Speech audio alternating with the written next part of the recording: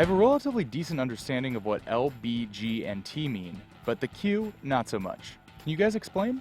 So as June Thomas discussed in a previous episode of Ask a Homo, queer emerged as an anti-gay slur in the 20th century. It's only steers and queers come from Texas, Private Cowboy, and you don't much look like a steer to me, so that kind of narrows it down. But by the 80s or so, it was already being reclaimed as a term of self-identification. Queer thing, ain't it? And so some people actually began to identify as queer rather than lesbian or gay or bisexual, or in addition to that. At Outward, we choose to use LGBTQ instead of just LGBT because queer is a great sort of catch-all term for people whose sexuality or gender expression sort of deviates from descriptions or presentations or feelings that fit easily into lesbian, gay, bisexual, or transgender. There are a lot of people who exist sort of outside of those boxes, and we want to include them in our discussions as well.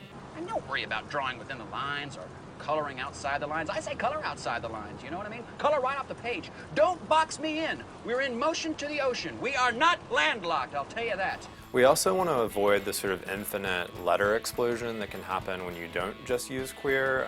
You've probably seen some LGBTIAQQQ things that go on forever. Wait a second, this is way too many letters, man. And that's fine as far as it goes, but it's unclear where that would end. And so queer is a nice way to just sort of capture all the rest of those people under one big happy umbrella. Let's talk politics. Great. It's important to realize that queer can be its own sexual identity in addition to sort of a description of someone's politics.